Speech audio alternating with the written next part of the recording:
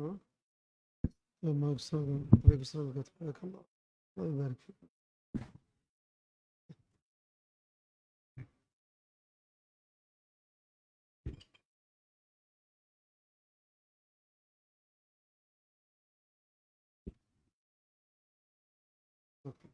بارك الله.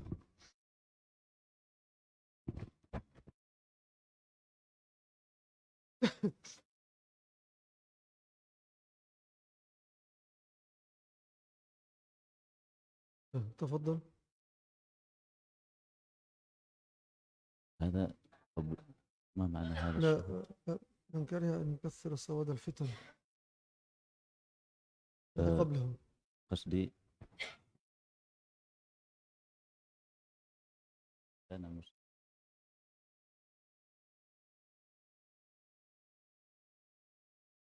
الحديث الذي بعده. بعده. مم. مم.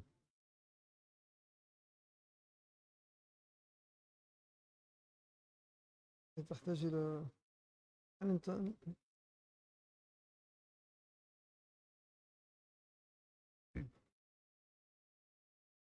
الحديث الذي قبله.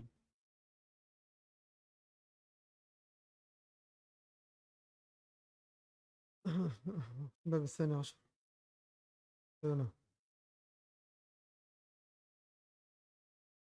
بسم الله الرحمن الرحيم. السلام عليكم ورحمة الله وبركاته. عليكم السلام ورحمة الله وبركاته. الحمد لله والصلاة والسلام على رسول الله وعلى آله وأصحابه ومن والاه. أما بعد، فأهلا وسهلا بشيخنا وبالإخوة والحاضرون. فهذا هو اللقاء الرابع من لمدارسة كتاب الفتن من صحيح البخاري مع فضيلة شيخنا أبي عبد الأعلى خالد عثمان المصري حفظه الله تعالى وفتح الله عليه ونفعنا بعلمه. Amin ya rabbal alamin. Para ikhwan dan akhwat rahimani wa rahimakumullah, ini adalah sesi yang keempat dari pertemuan kita untuk membahas kitab Al-Fitan dari kitab Sahih Al-Bukhari, dan kita ucapkan kepada seluruh para hadirin dari kalangan ikhwan dan akhwat ahlan wa sahlan, dan juga ahlan wa sahlan kepada syekh kita. Semoga Allah Subhanahu wa taala memberikan taufik kepada beliau, dan semoga Allah Subhanahu wa taala membukakan dan memberikan kepada kita ilmu yang bermanfaat. Berkata Imam Al-Bukhari rahimahullahu taala, babu man kariha an yukaththira sawad al-fitan wal-zulmi. Bab orang yang tidak suka memperbanyak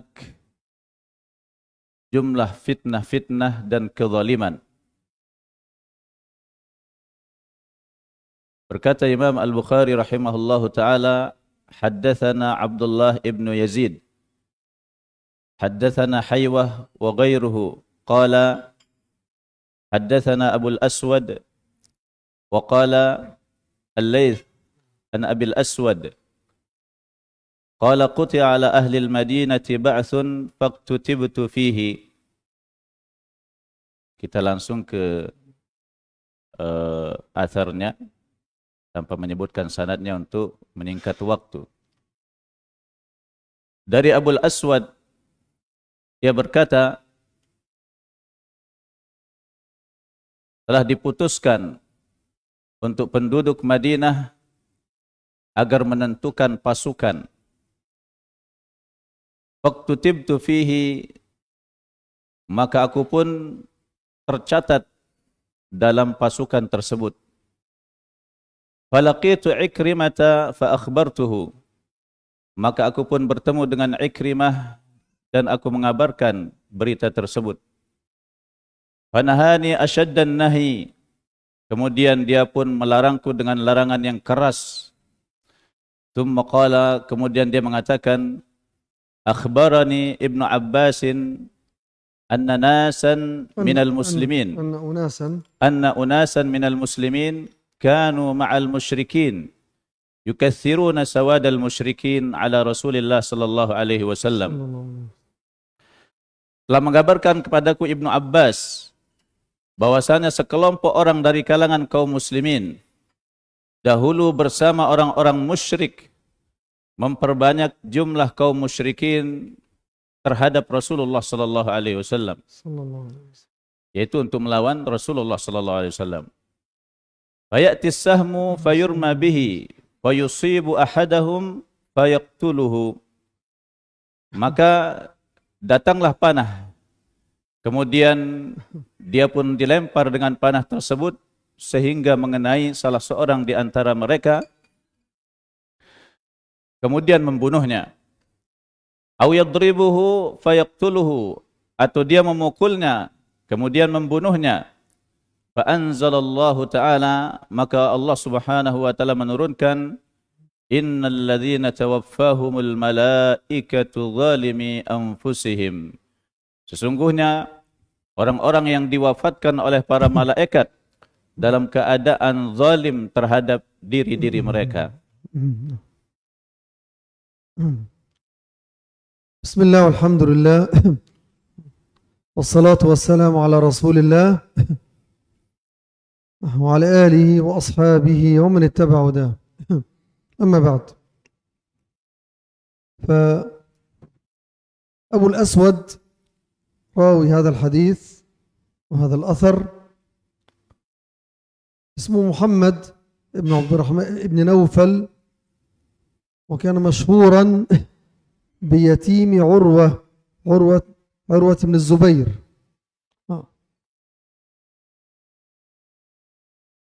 وفيه أنه ذكر أنه قطع على أهل المدينة بعث، أي خرج من أهل المدينة قطعة من الجيش، وكانت خرجت بأمر عبد الله بن الزبير كي تذهب أو كي تلقى أهل الشام. فاكتتب أبو الأسود في هذا البعث، أي كي يخرج معهم في القتال.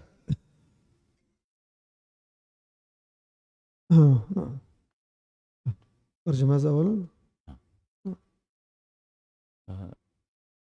مشهور بمن يعني؟ يتيم عروة يتيم عروة بن الزبير. Nah, perawi hadis ini adalah Al-Aswad. Beliau bernama Muhammad ibn Naufal. Ibn Abdurrahman ibn Naufal. Ibn Abdurrahman, Muhammad ibn Abdurrahman ibn Naufal. Beliau masyhur dikenal dengan anak yatimnya Urwah ibn Zubair. Beliau Al-Aswad ini telah ditunjuk untuk menjadi pasukan yang ditunjuk oleh Abdullah ibn Zubair di masa kekhilafahannya. Jadi Al-Aswad ini adalah di antara penduduk Madinah. Dia termasuk yang ditunjuk menjadi pasukan Abdullah bin Zubair untuk bertemu dengan penduduk Syam.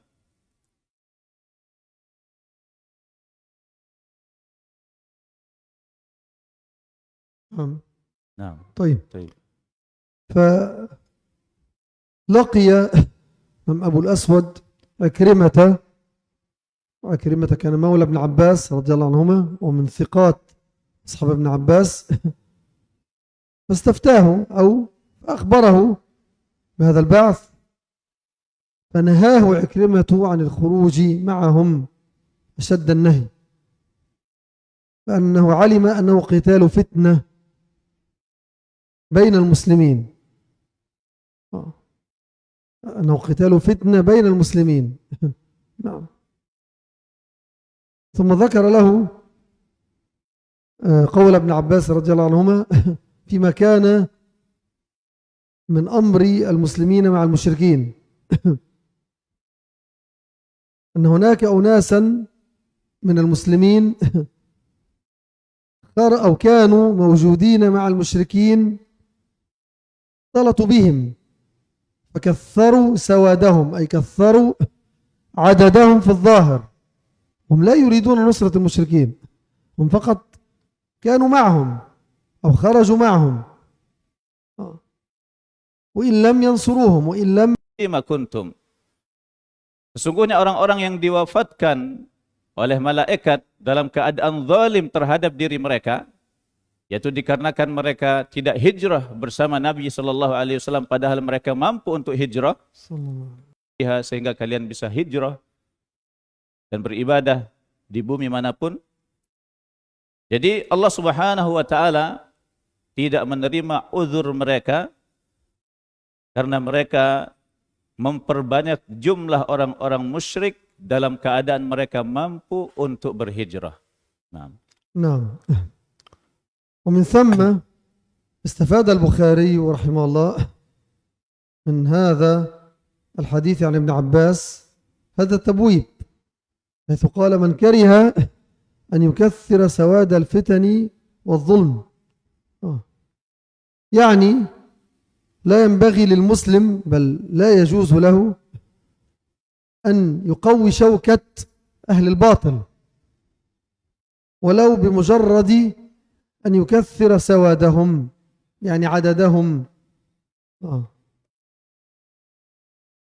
وذلك نحو الذين يخرجون في المظاهرات مع هذه الأحزاب وقد يكونوا ليسوا من أهل هذه الأحزاب لكنهم خرجوا يكثرون سوادهم، خرجوا معهم في ذيلهم هكذا،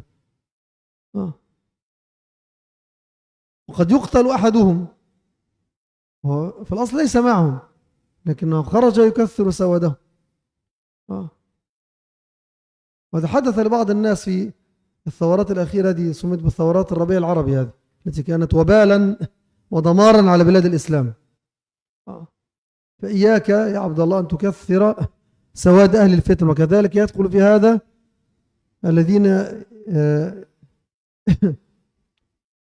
يعني كما يقال يدخلون في قنوات أهل البدع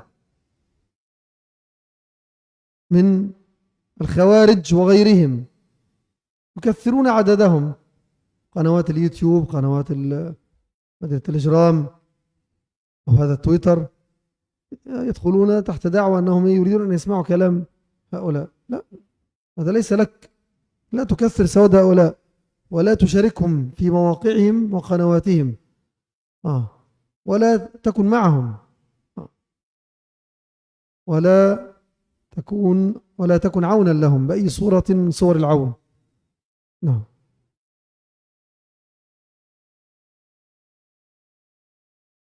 طيب.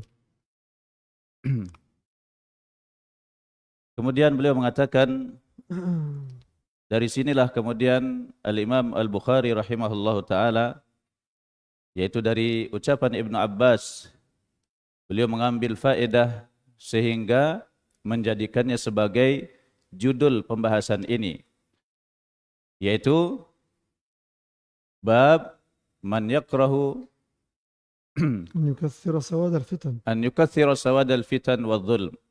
Bab orang yang tidak suka memperbanyak jumlah fitnah-fitnah dan kezaliman. Jadi tidak pantas, bahkan tidak boleh bagi seorang muslim menguatkan posisi kedudukan ahlul batil walaupun hanya dengan sekedar memperbanyak jumlah mereka. Seperti ikut-ikutan dalam mudaharat, yaitu demonstrasi, dan beberapa orang ikut juga dalam peristiwa Rabi' al-Arabi yang dikenal dengan Rabi' al-Arabi yaitu perkumpulan orang-orang yang melakukan demonstrasi dan penggulingan penguasa di negeri Arab. Ini sebagian orang ikut serta dalam hal itu, dan ini tentu sebuah kesalahan. Dan juga masuk dalam hal ini adalah ikut serta di dalam channel-channel mereka, yaitu channel-channel ahlul bidah seperti YouTube, Twitter dan lainnya. Ini adalah bentuk memperbanyak jumlah mereka. Jadi seyogianya bagi seorang muslim, bahkan itu yang seharusnya, tidaklah boleh bagi mereka untuk masuk ke channel-channel mereka yang dengan sebab itu kemudian menambah jumlah mereka. Kita tidak boleh menjadi penolong mereka di dalam kebatilan. طيب ننتقل للباب الذي بعده. هذا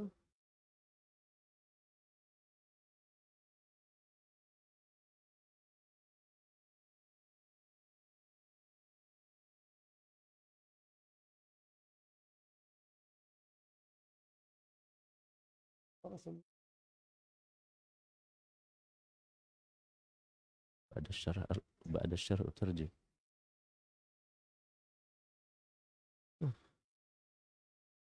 Kemudian kata Imam Al-Bukhari rahimahullahu taala, babun idza baqiya fi huthalatin minan nas. الحثالة هم الذين من أهل الشر لا خير فيهم، يعني إذا بقي في أهل الشر الذين لا خير فيهم كيف يكون الحال؟ نعم، يعني يقال عن الحثالة هم البقية التي هي من أخس من بقي، من أهل الخسة والخيانة. نعم، يعني حذيفة بن اليمان، وقد ذكرنا أنه كان حريصا على أن يسأل رسول الله صلى الله عليه وسلم عن الشر مخافة أن يدركه، وكان كاتم سر رسول الله صلى الله عليه وسلم كذلك. فذكر هذين الحديثين اللذين يتعلقان بالفتن كذلك من جملة الشر الذي سوف يكون. نعم. Nah, beliau mengatakan, telah kami sebutkan bahwasanya Hudzaifah adalah seorang sahabat yang sangat bersungguh-sungguh bertanya kepada Rasulullah sallallahu alaihi wasallam tentang keburukan, karena kekhawatirannya ditimpa dengan keburukan tersebut. Dan beliau adalah seorang penjaga rahasia Rasulullah sallallahu alaihi wasallam. Dan beliau menyebutkan bahwasanya Nabi sallallahu alaihi wasallam telah menyebutkan dua hadis, yang di mana dua hadis ini berkaitan dengan fitnah dan termasuk dari keburukan yang akan muncul. Jadi saya baca syarahnya beliau, kemudian saya diperintahkan untuk menerjemahkannya setelah syarah. Jadi kata Hudzaifah telah mengabarkan kepada kami Rasulullah sallallahu alaihi wasallam dua hadis. Aku telah melihat salah satunya dan aku menunggu yang lainnya. Haddatsana anna al-amanata nazalat fi jazri qulubir rijal, thumma alimu min al-Qur'ani, thumma alimu min as-sunnati, wa haddatsana an raf'iha qala. طيب هذا الحديث الأول وفيه أن رسول الله صلى الله عليه وسلم نعم ذكر لهم أن الأمانة نزلت أول ما نزلت في أصل قلوب الرجال، هم الصحابة ومن كان قبلهم من يعني من أهل الصلاح، ولكنه يخص في هذا الكلام الصحابة، وده يدل على فضل الصحابة أنهم حملوا هذه الأمانة واستقرت في قلوبهم في جذر، أي في أصل القلب.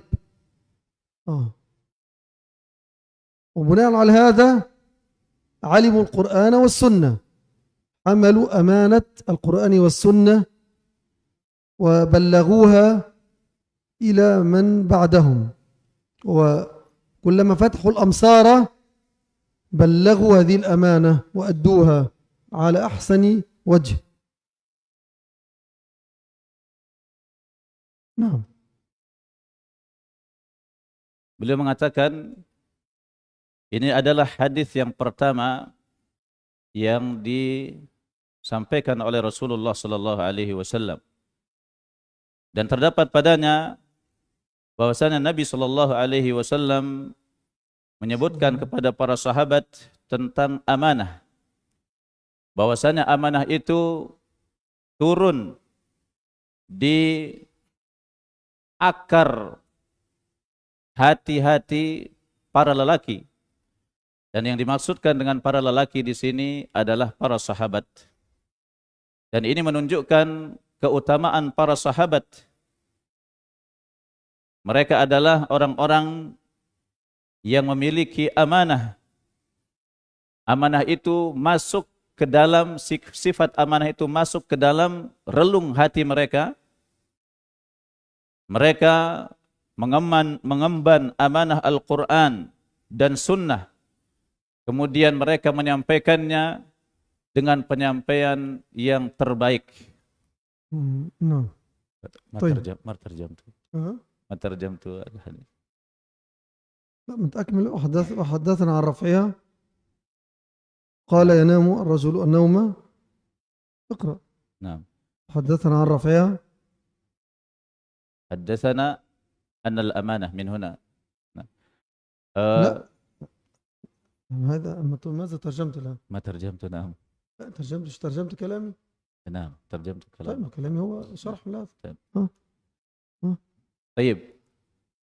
Kata Hudzaifah, حدثنا عن رفعها telah mengabarkan kepada kami bahwasanya, yaitu Nabi, bahwasanya amanah itu turun di relung hati para sahabat. Itu para lelaki, yaitu para sahabat. Kemudian mereka mengetahui Al-Quran dan kemudian mengetahui sunnah. Dan Nabi sallallahu alaihi wasallam mengabarkan kepada kami tentang diangkatnya amanah tersebut.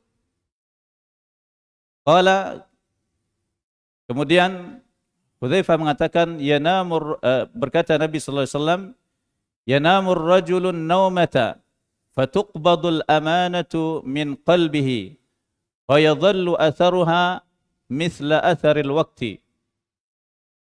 نعم. يعني الرسول صلى الله عليه وسلم ذكر أنه بعد ذلك وهذا يكون في آخر الزمان ترفع الأمانة، وهذا الرفع للأمانة إنما يكون من القلب.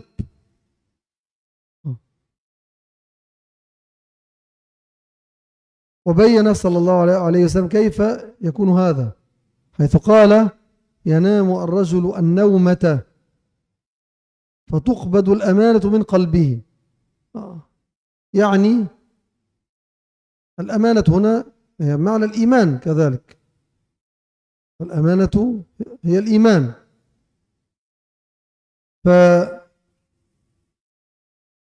فيظل أثر هذا الإيمان أو هذه الأمانة بعدما تم القبض مثل أثر الوقت، والوقت هو الأثر أو اللون، يعني قد يكون نقطة سوداء في بياض، نقطة سوداء يسيرة، يعني قد لا ترى في بياض، مثل ما قد يكون في بياض العين قد في نقطة بلون مختلف أو بلون أسود قد لا ترى، أثر ضعيف جدا. هكذا الإيمان يبقى أثره في قلب هذا الرجل مثل أثر هذا الوقت، لا يكاد يذكر. نعم.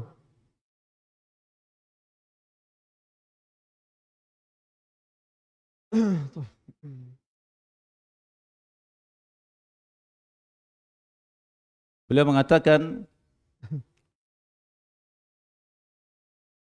makna dari hadis ini bahwasanya Nabi sallallahu alaihi wasallam menyebutkan di akhir zaman bahwasanya amanah itu akan dicabut dari hati. Dan Nabi sallallahu alaihi wasallam menjelaskan bagaimana amanah itu akan dicabut. Disebutkan bahwasanya seorang laki-laki dia tidur, kemudian di saat dia tidur amanah itu dicabut dari hatinya. Setelah dicabut dari hatinya, tersisalah bekas dari amanah tersebut. Dan amanah tersebut adalah yang dimaksudkan juga dengannya adalah keimanan. Dan tidaklah tersisa dari amanah tersebut setelah dia dicabut kecuali seperti titik hitam di warna putih, titik hitam yang sedikit di sekitaran warna putih yang hampir saja tidak terlihat, yaitu bekas sisa dicabutnya amanah tersebut sangat sedikit. Nah, itulah gambarannya. Nah, demikian pula keimanan. Atau amanah tersebut setelah dicabut tidak ada tersisa darinya kecuali bekas yang sangat sedikit.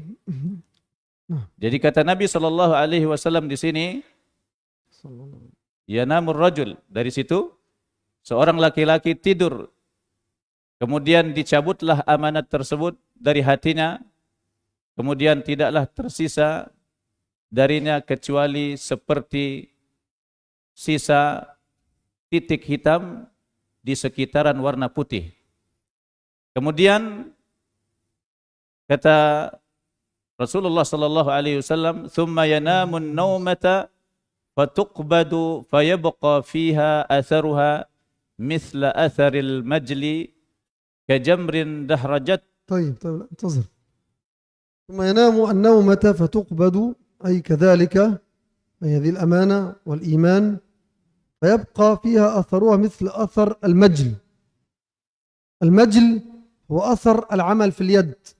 العامل إذا عمل بيده فمن كثرة عمله سواء كان يمسك الآلات أو يمسك الفأس، الفلاح أو المزارع أو الصانع يمسك آلات الصناعة، يمسك المدق إلى آخره، فمن كثرة العمل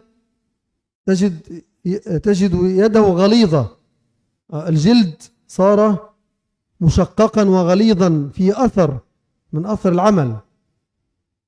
هذا الأثر الذي يبقى في اليد وكذلك يعني ليس مرئيا، إنما قد يكون محسوسا. إذا أنت حسست على يد العامل هذا تجد خشونة، ولكنه في الظاهر لا يظهر إلا يعني برؤية ضعيفة يعني. نعم. نعم فكذلك الإيمان، نعم، يبقى في قلب هذا الرجل كذلك. Kata beliau kemudian menerangkan tentang sabda Nabi sallallahu alaihi wasallam, kemudian dia tidur, kemudian dicabutlah amanah tersebut sehingga tidak tersisa dari amanah tersebut kecuali seperti bekas al-majal. Dan al-majal ini beliau katakan yaitu atharul amal fil yad, yaitu bekas yang muncul di tangan dikarenakan bekerja. bila seseorang bekerja dengan pekerjaan yang misalnya kasar, seperti dia menjadi seorang petani, seseorang pekebun, atau dia kerja di pabrik, disebabkan kerja yang kasar tersebut, barakallahu fikum, ada bekas di tangannya. Tangannya akan terlihat ada kerut-kerutnya, kemudian ada belahan-belahannya atau terbelah, dan tangan itu keras. Dan bekas ini secara zahir tidak nampak, tetapi barakallahu fikum bisa dirasakan. Demikianlah keimanan tersebut.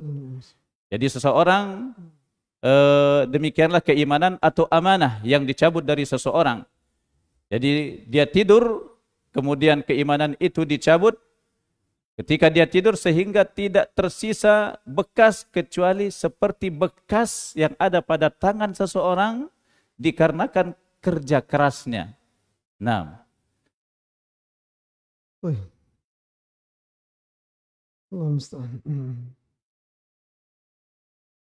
kemudian اقرأ ما شاء ثم ينام النوم لا نعم ثم ينام النوم لا كجمر دحرجته كجمر دحرجته كجمر دحرجته على رجلك فنفط فتراه منتبرا وليس فيه شيء. نعم، يعني هنا شبه النبي صلى الله عليه وسلم حال هذا الرجل الذي قبضت الأمانة من قلبه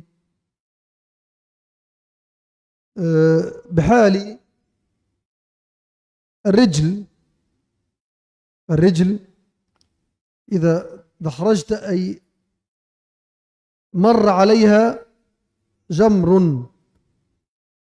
الرجل إذا دحرجت أي قمت بإسقاط أو بتمرير حجر ساخن، جمر على هذه الرجل، أثر هذا الحجر وهذا الجمر إذا مشى أو إذا مر أو تدحرج على الرجل يصنع فقاعات من الماء ترتفع من الجلد. هذا معنى فتراه منتبرا، أي ترى الجلد صار مرتفعا، أي هناك فقاعات من الماء بسبب من أثر سخونة هذا الجمر، وهذا مما قد يصيب الرجل من مرض أحيانا. وفي الواقع هذه الفقاعات ليس فيها شيء، هواء أو ماء، إذا قمت بفقعها إذا فقعت أخرجت ماء أو هواء لا قيمة له ولا فائدة منه. كذلك هذا الإيمان يبقى في قلب هذا الرجل مثل هذه الفقاعات، يعني لا قيمة لها ولا قيمة لهذا الإيمان. نعم.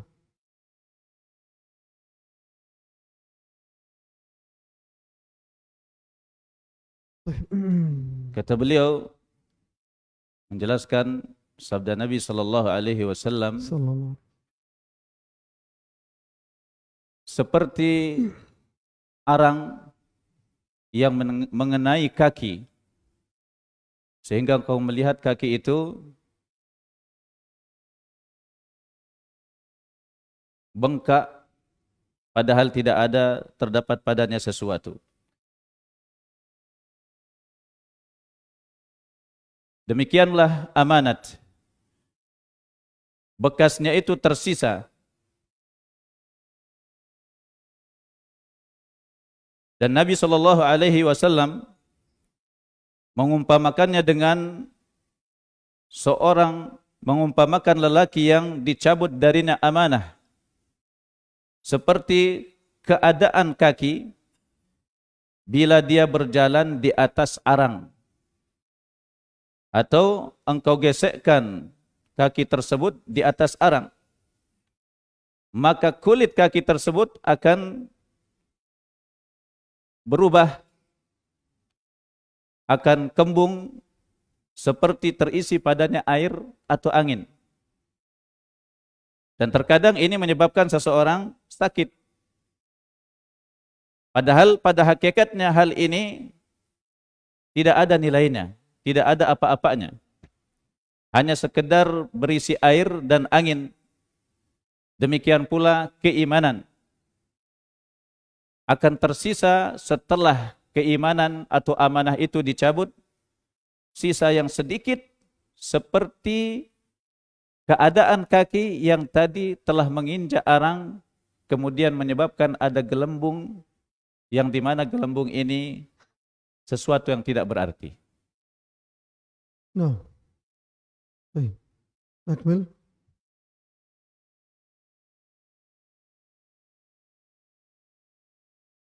Kemudian Nabi SAW bersabda, صلى الله عليه وسلم. wa yusbihun nasu yatabaya'una fala yakadu ahadun yu'addil amanata fayuqalu inna fi bani fulanin rajulan aminan wa yuqalu lirrajuli ma a'qalahu wa ma adrafahu wa ma ajladahu wa ma fi qalbihi mithqalu habbati khardalin min iman. الله المستعان.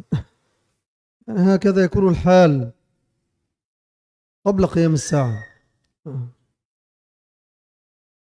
يعني نظرا لرفع الأمانة ولقلتها يتبايع الناس في التجارات، والأصل في المبايعات والتجارات الأمانة، لكن هذه الأمانة صارت نادرة، فلا يكاد أحد في تلك الفترة يؤدي الأمانة، ما في أمانة. حتى إن الرجل الذي هو يعد من أقل الناس أمانة في الميزان الصحيح، يعني كما يقال، يعني هو ليس أمينا لكنه عنده يعني ولو نسبة كما يقال 1% من الأمانة، يعني أقل الناس أمانة. هذا في هذا الزمان يعني يشار إليه بالبنان أنه هو صاحب الأمانة، بل يمدح بصفات المدح بالعقل والجلد، وأنه إنه من أكثر الناس تحملا لأداء الأمانة، وفي واقع الأمر ما في قلبه مثقال حبة خردل من إيمان. وهذا كله في زمان غربة الإسلام، وقد يكون هذا موجودا الآن في بعض الأماكن وفي بعض البلاد.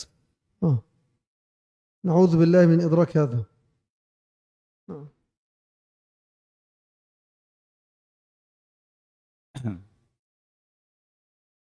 Kata beliau menjelaskan hadis Nabi sallallahu alaihi wasallam bahwasanya akan terjadi